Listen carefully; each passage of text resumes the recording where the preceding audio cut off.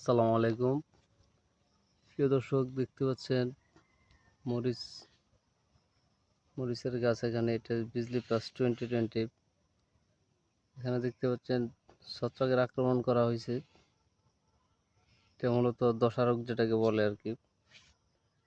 তো এই বিষয়ে আজকে আপনাদেরকে জানাবো এটার কারণ, লক্ষণ এবং প্রতিকার কি। দেখেন এখানেও আছে, এগুলা ওষুধ ব্যবহার করা হয়েছে, কিছুটা রিকভারি হয়েছে গাছ। আর যেগুলো বেশি সমস্যা এগুলো কিন্তু পড়ে গেছে অলরেডি। তো এটা কিন্তু খুব মারাত্মক একটা সমস্যা, কারণ এই ধরনের বয়সের গাছ একটু বেশি লাগে, গাছটা একটু নরম, প্লাস গ্রোথও একটু বেশি। আর তাছাড়া বৃষ্টি হয়েছে, গাছের এখন শক্তি কম।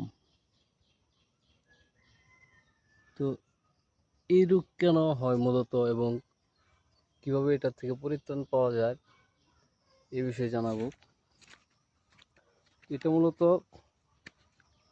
মাটির মধ্যেও থাকে এই ছত্রাক, এবং আপনার বৃষ্টির সময় জলবায়ুর মাধ্যমে এটা এই ছত্রাক চলাফেরা করে, জলবায়ু থেকে আক্রমণ করে। তো এটা মূলত এখানে মালচিং নেই, ওইদিকে মালচিং আছে। তো এইখানে কিন্তু এই রোগটা বেশি, এখানে মালচিং নেই, এইখানে এই রোগটা বেশি। দেখেন আমি ওই সাইডে আপনাদেরকে দেখাবো পরবর্তীতে। এখানে এই রোগটা বেশি। তো এটার কারণ হচ্ছে বৃষ্টির সময় মাটির থেকে কিন্তু বাষ্পর মতো জলীয় বাষ্প ওঠে। তো ওইটার সাথে কিন্তু ওই ছত্রাকটা আক্রমণ করে উপরের দিকে, এবং গোড়া পচাও ধরে। এই যে এটা উপরে দেখেন আগায় ডগার মধ্যে আক্রমণ করছে, এটা আবার নিচের থেকে শাক মিলে হয়ে যাবে। আর এদিকে দেখুন মালচিং আছে, মালচিংয়ে আল্লাহর রহমতে একটি গাছে কিন্তু এই ধরনের রোগ নেই, একটি গাছেও নেই, একটি গাছেও পাই নাই। পুরো জমি দেখা হয়েছে, মালচিংয়ের মধ্যে আপনার কোনো গাছে নেই।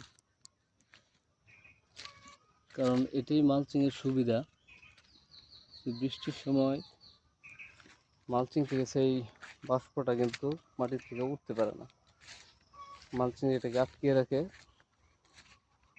এই জন্য এই রোগটা এখানে কম কম মানে নেই, একেবারেই নেই, একটা গাছও দেখা যায় না। আর ওইদিকে যেহেতু মালচিং নেই, এই জন্য মাটি থেকে ওই জলীয় বাষ্পের মাধ্যমে ওই ছত্রাকটা উপরের দিকে আক্রমণ করতে সক্ষম হয়েছে। তো আপনারা অবশ্যই বর্ষাকালে যারা চাষাবাদ করবেন মাটিতে জৈবর পরিমাণ বেশি রাখবেন এবং মালচিং ব্যবহার করার চেষ্টা করবেন। আমি দুইভাবেই করেছি, কারণ পার্থক্যটা দেখানোর জন্য। এখানে মালচিংও দিয়েছি এবং মালচিং ছাড়াও করেছি, আপনাদেরকে পার্থক্যটা বোঝানোর জন্য। আসলে মালচিংয়েরও কিছু উপকারিতা আছে, তো এই বিষয়টা অবশ্যই খেয়াল রাখবেন। আর তো এই রোগের প্রতিকার কিভাবে করবেন অবশ্যই সেটা জানা জরুরি। এটার প্রতিকার করার জন্য অবশ্যই আপনাদেরকে বৃষ্টি শেষ হওয়ার সাথে সাথেই, যখন গাছের পাতা শুকিয়ে যাবে, তখনই আপনাদেরকে জমিতে ওষুধ স্প্রে করতে হবে।